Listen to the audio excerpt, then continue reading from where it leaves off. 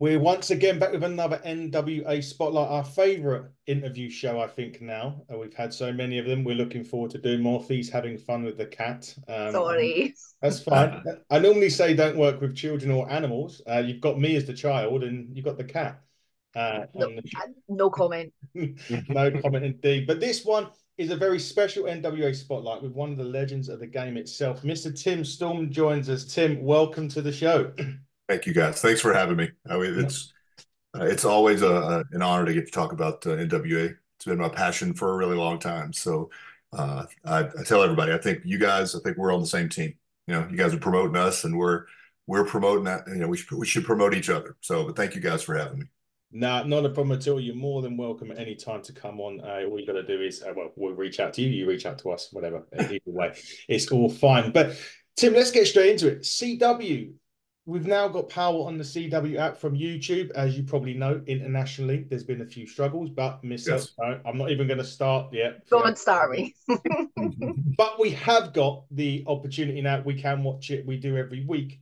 We had Magic Jake on recently, and he was saying how it's also not only of the upped production, but he felt like the wrestlers itself have upped their game. The matches just feel, I don't know. It's not like the matches were bad before, but it feels like it's all kicked up a notch now. Would you agree with that? I haven't done like a comparison, but I think generally speaking, we have an incredible locker room. We've got all different types of talent. We've kind of in the past we've kind of specialized on big bruisers that go out and work really physical, but we're along the same lines. We've got an incredible cruiserweight division. Our women's division, I think, is Yeah. as good or better than anyone's.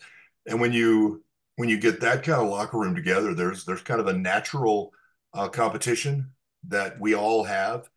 And again, I know my role when I'm in the ring. You know, I know what I do. I was joking last night. I did a show last night, and I said, I know the things that I do well, and that's what I focus on. As you know, there may only be two things, but that's what I'm going to do well. So if somebody goes out in the opening match of a show, and this happened maybe in the first episode, and dives off the new backdrop, 25 feet, yeah, everybody's like, it's not, oh no, it's okay, all right, let's see what and everybody is.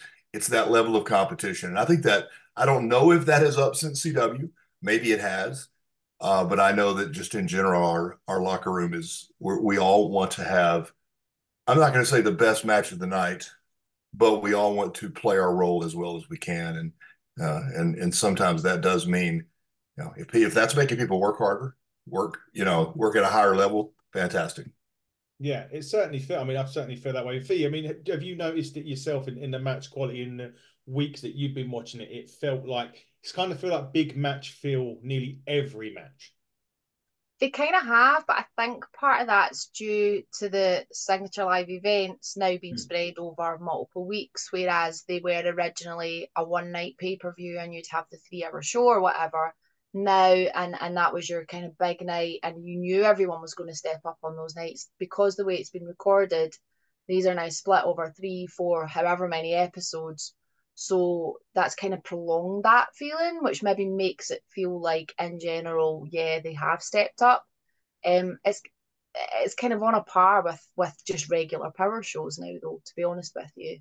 In terms of, I think that the levels probably have gone up, but it is because the signature events are spread out more often, like over a longer period of time. Sure. It's not only that, I'm also the roster as well. I mean, Tim, we've had the privilege of talking to quite a lot of the roster now, but it really seems like obviously with the territories coming back as well. But that roster not only seems, as you said, you've got your big bruisers, but then you've got your Kobe Carinos and you've got people like, the Southern Six who've got a bruiser in there in Silas for Sure. sure. But there is such a unique blend. I don't feel as if any roster anywhere else has got such a unique blend of talent as what the NWA's got.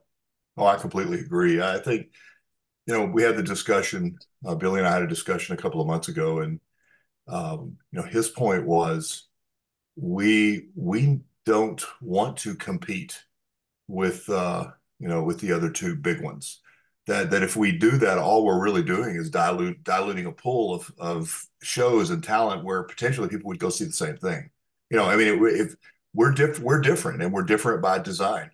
We differentiate based on exactly what you said. And um, Fiona made a point there that was like, I think, and I hadn't thought about this, but we really aren't doing pay-per-views. We're doing one night tapings, which means, and like you said, it's when you go to when you know you have a one night pay-per-view, you're probably working one match. You're gonna lay it out there. You're gonna give it.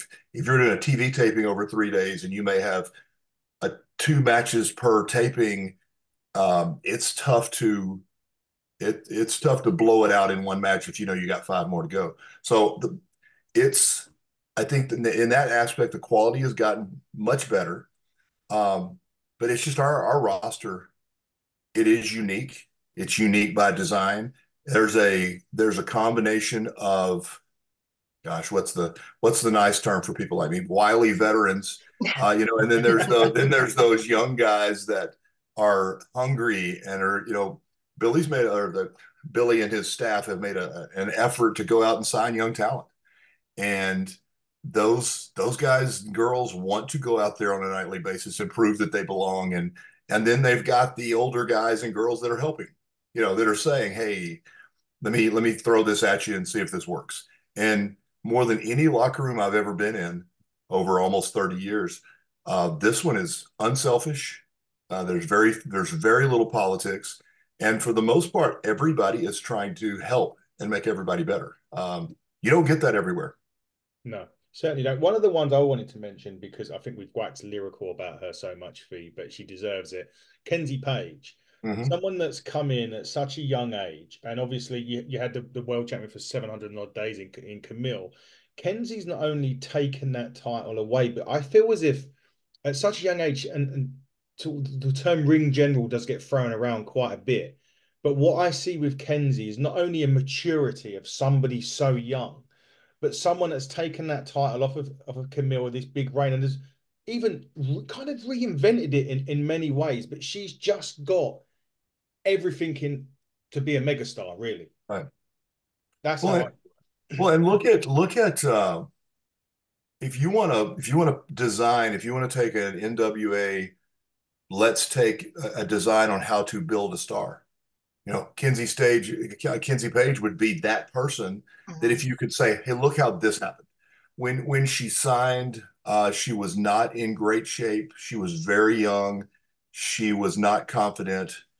But look at the path that she's taken in the matches she's had, the opportunity she's been given. And in wrestling, when you're given an opportunity and you cash in on it, you make it work, you're going to be given more opportunities. And that's what she's done. Like you said, I tell you what, I don't know how many times she and Camille worked, but every time she had that opportunity to do it, she performed at a high level. But you can also say she learned at every single match how to become a champion. And when she became the champion, look at the experience she can fall back on. Look at the quality of matches. Look at the experience that she's gotten. So I think that's the formula for signing somebody young, creating them, letting them figure out who they are, and then expanding that and getting better and better and better. And then this is what you get. You get a champion that works at that level. And with that in mind, obviously, with the new territory system, you've got NWA Chicago, you've got Kenzie's own, is it Crossfire? You've got Kenzie's promotion, you've got JCP, what else am I missing? FTW in Florida. There's a whole wealth of new talent coming in from all over the USA now. That's obviously opening up a lot of opportunities for everybody. But for someone like you, a veteran of NWA, who's been around for a long time, is that exciting for you in the sense that you're going to get maybe opportunities against new people and new folk to work with? And I am a believer that the more wrestling opportunities there are across the board for all wrestling, the better it is for everybody. And we've already seen it a little bit. I think there's two sides to that. The NWA is going to start using some of the local talent from all of those promotions as they begin to perform and prove themselves. And it'll give, talent, older talent, different places to work, different people to work with. I think it's beneficial for everybody. Yeah. Definitely. So, do you think also it's about how much effort they put in as well? Because you mentioned there Kenzie when she come in out of shape, unconfident, but she's obviously had the matches, but then she's obviously taken the tutelage that she's learned from everybody else, but put the effort in herself to say, hang on a minute, this is something I can do and I can be good at it, but I've got to listen to Billy, I've got to listen to Jazz, I've got to listen to Tim, I've got to listen to everybody else to get that all round fit for my character. Yeah, and I we've talked about this, but it's a deal where like one of my favorite wrestling books is Mick Foley's first book, and he talks about when you're searching for that character and you don't know who you are necessarily, and you're trying to figure out that usually he said you throw as much stuff against the wall as you can and you see what sticks. And Kenzie's done that. You know, if you go back and look at some of her promos, there, yeah, over a long period, she's been at a lot of different things and she's tried. But once you find the one that works, like Kenzie did, and you develop who you are, that does nothing but make the rest of it easier. She knows exactly who she is, you know. And like you said, it's all those experiences. And if you're given those experiences and you don't make them work, you don't get more opportunities. That's wrestling. That's life. I know on the very first episode, wow, it's been a long time ago, of Power, I was told, originally I was told we may need like a 2 minute, promo from you to start the match against Nick for the world title, and that's fine. And in my mind, I'm like, I got a lot to say. I don't know if I can do that in 2 minutes. I mean, so when I get going, I can't. It's hard to stop. And as literally, I'm standing at Grillo, getting ready to go out, and Billy goes, "Don't worry about the time. Take as long as you need to take. Say what you want to say." And he told the whole roster, "This is sink or swim. We're going to give you opportunities. If you sink, you probably won't get more opportunities." And I just felt like I had been released. And I was like, I'm free. Let me go talk. And turned out to be pretty good. And that led to more. That led to more. That led to and you boy, that promos are funny. It's like you say something with no intent, and all of a sudden, it's trending number one, and everybody's chanting your mother's name, and you're like, okay, how did that happen? I don't need And you're nothing. sliding Eminem lyrics into things, and Yeah, see, when I did that, I honestly didn't think anybody'd catch it, and I said it and just didn't even hesitate and kept going. And there was like a 1,000, 2 1,000, and people started laughing. And I heard about somebody say, "Did he just quote Eminem?" And it's not okay. It's just unexpected, mainly because of it's me. That's not what people think when they think of me. So, yeah, I did. There's lots of little a lot of Easter eggs in there in every promo if you listen enough. So, yeah. So I like to surprise people. It's interesting because you mentioned there's lots of others. You can look at remember like Daniel Bryan when he created the yes, it was something that happened to Steve Austin when he created the what, those little intricate bits that just resonate, and that's it. You can get over sometimes with one word. Right. It's ridiculous, Yeah. But you mentioned about we'll just talk about territories quickly, but we do know that there's a guy by the name of Will Cruz who posted recently that he was at the NWA recently, which was really cool for us. But for us, would there be any opportunity perhaps of an international NWA bringing the territories internationally? Absolutely.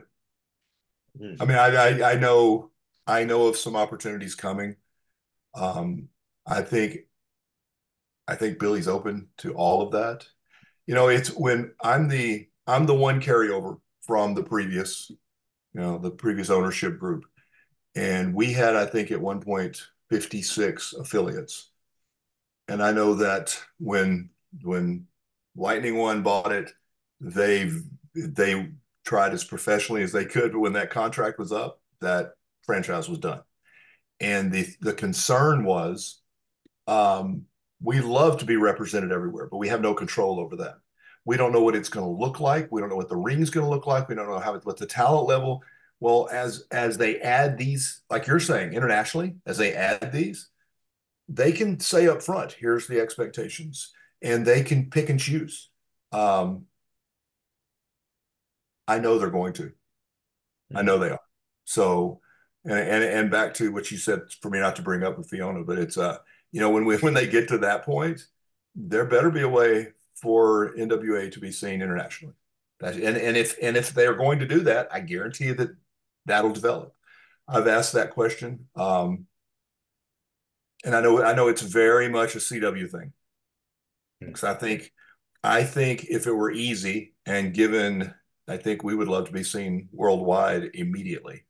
Um, it would be kind of dumb if we had the opportunity not to. Just the CW deal, that's not what it was. So it'll get there. We want it all to get there. I did more back in 3 or 4 years ago. I did more international podcasts and interviews than I did anything locally. Yeah. Let's hope so. Fee, I feel like I'm talking forever. Please feel free. No, it's okay. Like, so you just mentioned internationally that there as well. Obviously, EC3 is the world's heavyweight champion at the moment. He is very much a traveling champion. He's been over the UK, defended against someone that I know very well from Scotland, down in WAW. He's been all over the States with it. Now, obviously, as a former world champion, I guess making it a world champion and defend it around the world was quite important for you. I know that you took it to Japan. Where else did you go? Where else would you like to see it be defended? I think, for me, I got to wrestle in Mexico, and I know Canada's, I mean, it's still North America. Japan was the big one for me. I think that was to me, that Japan is to wrestling is like it's the Mecca. It's where everybody wants to go. And it's not like one time, it's a different world. It's accepted differently there. EC3 he's incredible and super professional. He approaches everything professionally.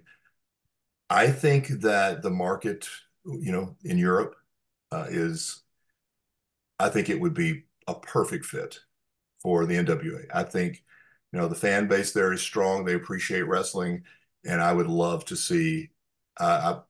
And I know there were discussions a year or so ago, but I would love to see the NWA do some type of,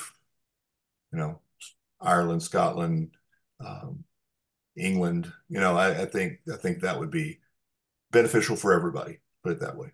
I'd love to see that.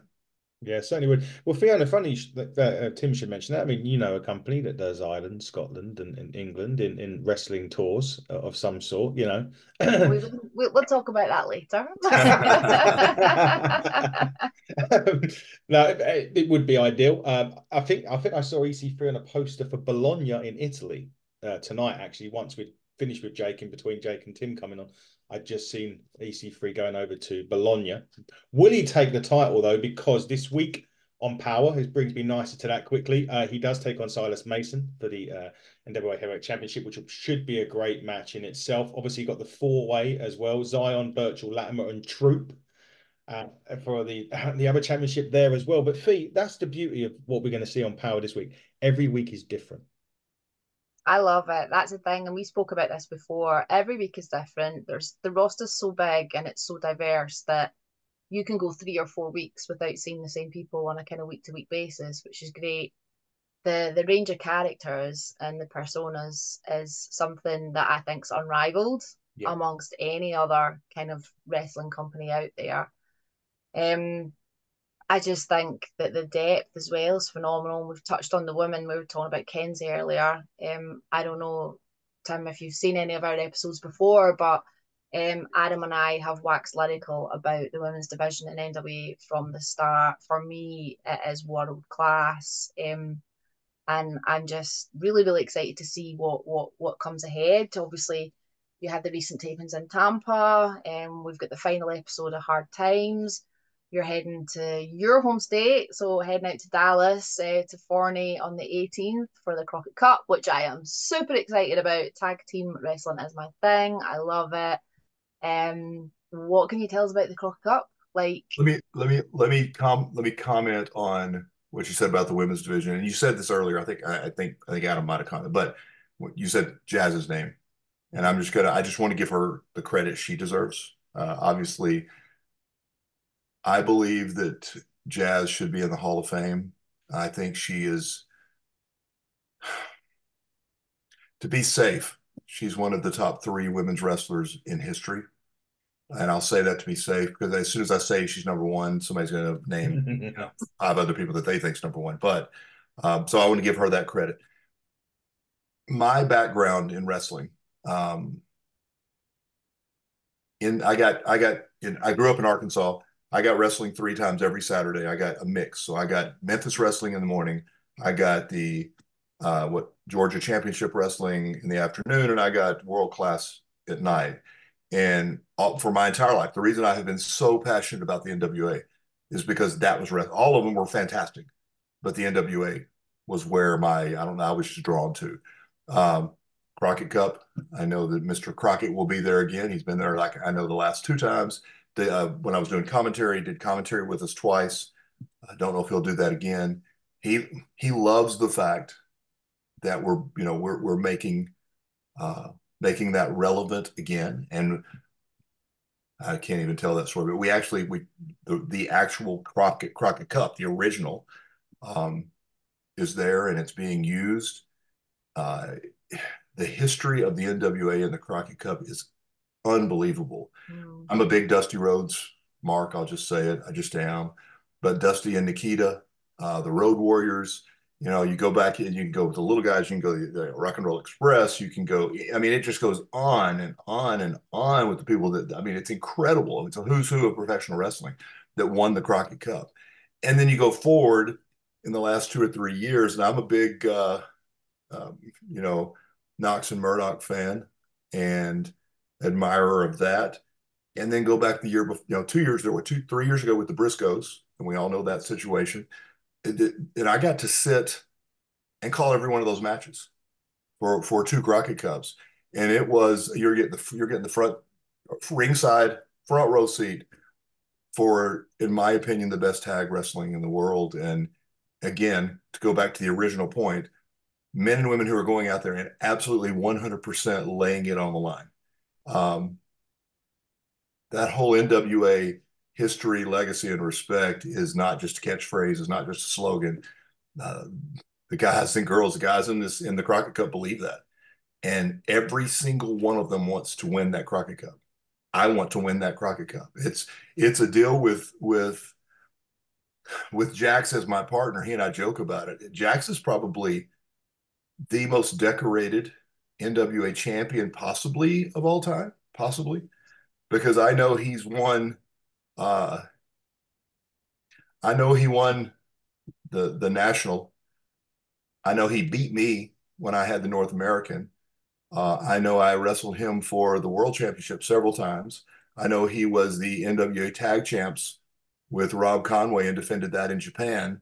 So I mean, the guy is one of the most decorated ever, and I'm not too far behind that. So the fact that he and I've talked about this, if we could add the Crockett Cup to that,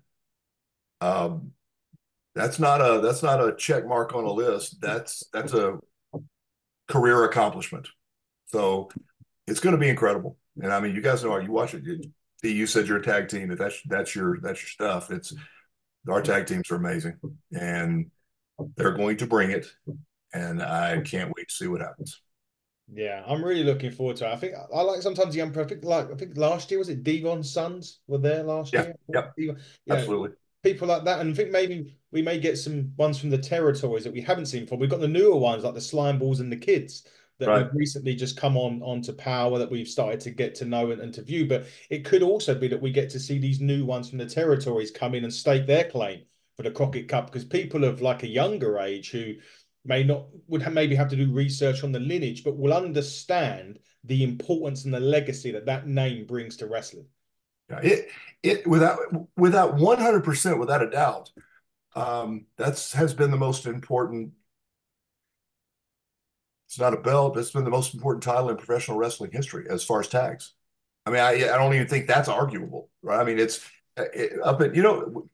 tag team wrestling has been a roller coaster throughout every organization. We love tag team wrestling. We're going to push, then all of a sudden it goes away. Yeah. Or we're going to put the titles on these 2 new guys we're going to make them so that we can build them to something more important. Well, this is nothing more important. There is nothing more important than for us as tag wrestlers. The Crockett Cup is it.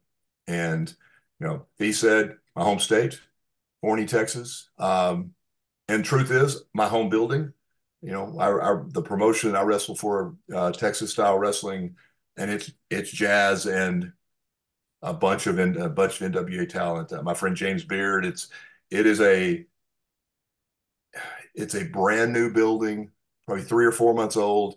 It is top notch production. It's a perfect for production for wrestling. It's gonna be loaded. It's gonna be so much fun. Exactly that. I can't wait, Fee. I know it's going to be one that you hold close to your heart as well. So we're Yeah. looking forward to those episodes airing when they do. Bit more further down the line though, and one that's going to be hold a little bit to my heart, more so because I'm a big ECW fan. You're going to the 2300 in Philadelphia for NWA 76. And again, we talk about importance of the lineage of titles and the lineage of this. There's also lineage of arenas. You talk like at Madison Square Garden, and you go there, and it's just that the whole building itself. When I went there, when I went to New York, when I first stepped in, I was like, wow, this is like Yeah. so I much. had the same. You I had had the the same same. I thing. went to the New Japan show at Madison Square Gardens, and I was walked in and was just like, "Wow, I'm actually seeing a wrestling event in this venue." It's a pretty special moment. Yeah, it really was for me. But to go back to 2300 in Philadelphia, all that lineage, and for the 76, it must be sort of a culmination of so many things rolled into one. Yeah, and my history in that building is it's interesting to me. We'll find to see if you guys find it interesting or not. But um, I walked into that building for the first time as NWA World's Heavyweight Champion, and obviously Tommy Dreamer was there at the time, kind of running a show, regular show. And the interesting fact was, so Shane Douglas was there, and if anybody knows the history of the NWA title and Shane Douglas, Yeah. Who we get along great, by the way, no issues there at all. But walk into a building that a lot of people look at and say that was that they tried to end NWA at that time. To go back into that building with the history of that building, I can't give anything away. But there's going to be some interesting names that show up at 76. Just put it that way. And we're going to do our best to tie all of that in together, to take that history of the NWA and put it with the history of that building and all the things that happened there. It's gonna, and man, we have not been on the East Coast a ton. I think this is going to open up a whole new, if we do what we always do, and that's tear the roof off the place, it's going to open up a whole different section of the country that's more aware of the NWA other than CW. And boy, we are always up for a challenge. So it's going to be great. It's going to be fun to be in that building. I don't have a clue if I'm wrestling in that or not, but I bet you I am. And it'll be an honor to go in there no matter what's happening. The fact that you've mentioned that already, without giving nothing away, I'm already like wanting to get there because I know it's only May as well. We got May, July, August, 3 months, is it? 3 months. Yeah, Months, yeah. yeah, we got I might have to go and look at flights for this one. It is, man. It is. It's going to be worth going to. Yeah, it certainly will be. From your point, I mean, obviously you've been out there to many shows, obviously quite a few NWA shows over the course of the last few years. What have you taken from going to those shows yourself that perhaps being in other shows you just don't get? It's just because it's the NWA. What is it? They're really intimate, I think, particularly when I've been at the TV tapings. Smaller crowd, smaller venue, but the action's right there. You hear everything, and when the wrestlers come through, they're interacting not with just with each other, but with the crowd, and you can really feel that. You can feel the atmosphere. You can feel the tension. If there's feuds going on, it's just it's a really, really personal experience, I feel like. It's hard to put it into words, but it almost feels like you're in your living room and they're performing just for you because it's such an intimate venue. And I love that. I love that, particularly TV tapings, there's no barriers. Now, I work with a couple of companies here where we don't have barriers up between the front row and the ring. So when the action spills out the ring, and I don't know, like particularly with, yeah, well, Nashville and Tampa, I've been at the tapings at the two, there's no barriers. So when it does spill out, it literally spills out onto you, onto your feet, or onto whatever you've got on the floor, or your bag, or into your lap, or whatever. And that for me is priceless as a fan. Going and be able to see that and be involved in that is, it's better than being at the back row of an arena and you're kind of watching on the TV, or the people are like this size. So I love it. Go and see an NWA show. Yeah, and don't spend £600 on a restricted view seat. Remember, from our conversation. That's another conversation. We're not going down that route. And you didn't, but it was just from what we're talking about. But Tim, with the new CW, and even before that, even the last sort of season on YouTube, the production, the whole way, the way the show was produced just seemed to take it up a notch and up a notch. Does it have the knock-on effect with talent as well? Like we're getting better things here. This is happening. We need to up our game to another level as well because of all this stuff that Billy's investing within the product itself. Absolutely, and it comes in stages. It's the studio type show was by design. That when the very first episode of Power, I walked in and was just in awe of it. It looked like every studio show I watched, on Mid-South or I mean, it's very, like, T's word was very intimate. As the game is upped for CW, they still want the studio feel, but the first thing that was added was the new backdrop. That alone gives it a different feeling. And I made the joke earlier about somebody diving off of it on the first night. Yeah. You immediately get guys going, okay, I could do, and you start working those in your heads. And if everybody's trying to, I'm not getting left behind. What did you? I was just about to ask, when are we going to see you up there? Like, shoot. I have nights where I can't climb into the ring, so I'm definitely not going up that high. But we usually Kobe get up there. People their minds start spinning with ideas. And again, this is such a minor change for most people. It was a very big deal on our first 2 or 3 seasons. By design, we didn't use entrance music. Yeah. And a lot of people thought that was strange. And even as a wrestler, it's a little awkward. Now, I'm super old school. The guy that trained me wouldn't let us use entrance music. And, the idea with NWA was it's 30 feet to the ring. You got 30 feet to get over with the crowd one way or the other because you're not dependent on entrance music to do it. So you walk through the curtain, and we've all heard those analogies. They're true. But your match starts when you walk through the curtain. You better get them, and with no ring, no entrance music to help you with that. You better be on your game before you walk through the curtain. Well, the good news is the crowd also felt that a little bit. Now, okay, you got the new backdrop. Now we've added the entrance music again, and it's almost like a heartbeat. You can play the music, and I'm not saying crowds immediately recognize who's coming out, but they feel the vibe of the music. So, and that's helped. And it's production for CW. It's made the product better, which is all we're really trying to do. Yeah, and it's definitely working. I've noticed it. But Fee, as we wrap up, I always give you the last question, right? Because it's your NWA is your thing. You're the one that brought this to the podcast. So the last question, fire away. Oh, you've put me on the spot here. I always put you on the spot. Think of something really quickly now. Okay, so potentially you are going to be Crockett Cupping with Jack Stain, but you're also obviously been singles wrestler as well. Anyone on the roster right now that you have not had a match with that you want to go toe to toe with? Ooh, absolutely. Give me ECW or give me the champion EC3 for the title. I've never wrestled EC3 in a singles match. Okay. And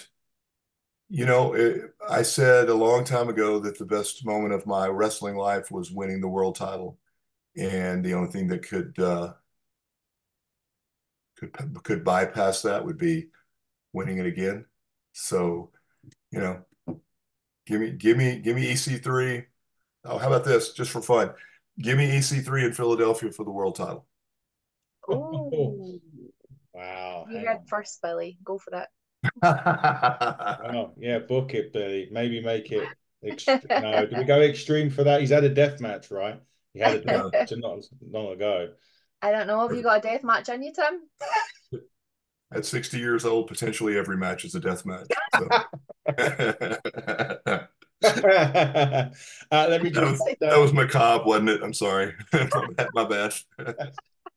That is fine. That's a great way and a great question feed to end. We're just going to run down a few NWA events we have talked about in Crockett Cup May 18th, soon straight followed by Back to the Territories on June 1st, NWA 76 on the 31st of August, and Looks to Kill on December 14th for some of the signature events coming up on NWA. You can catch it on a Tuesday on the CW app via VPN if you're over here.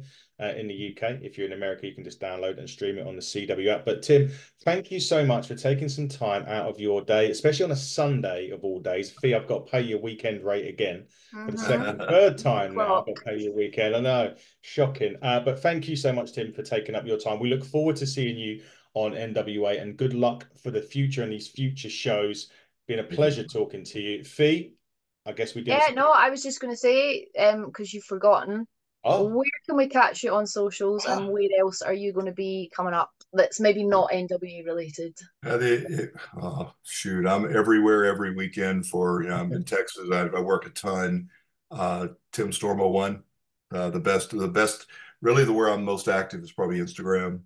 And, the X now, not so active anymore, but I'm a social media dinosaur. I don't, I should. I don't do it very often. Everything I do, I point toward the NWA. So, what is this weekend? I've been inducted into the Christian Wrestling Federation Hall of Fame. I've been with them for 24 years off and on. So that's this weekend. That's with APOC, isn't it? Yeah, as my 25 years of partnership with APOC in the ring. So that one's coming up. And then, like you said, I'm just gearing up for those NWA shows because that's like you said, if you're going to up your game every time, it takes a toll on the body. So it's just a matter, I've got to focus and point at my priorities, and that's NWA. There we go. I will be fired now, Fee. You could do the show. I'll just be your co-host, but we'll be back, Fee, this week, right? We've got Hard Times Part 5. We have on Tuesday, yeah. This week. We can't wait for that. We'll be reviewing that Wednesday, I suppose. Yeah, Wednesday this week. So we look forward to doing that. Fee, thank you again for your weekend, spending it with me for an hour or so of your weekend. I'm sure it's been a pleasure. Yeah, bedtime for us, afternoon for Tim. Guys, this has been another NWA Spotlight on the Hitting the Turnbuckle podcast. And we'll be back very soon with some more shows. So keep it locked on our social channels at HTT Buckle on X, at Hitting the Turnbuckle podcast on all other social media platforms. Until then, everybody, take care and goodbye.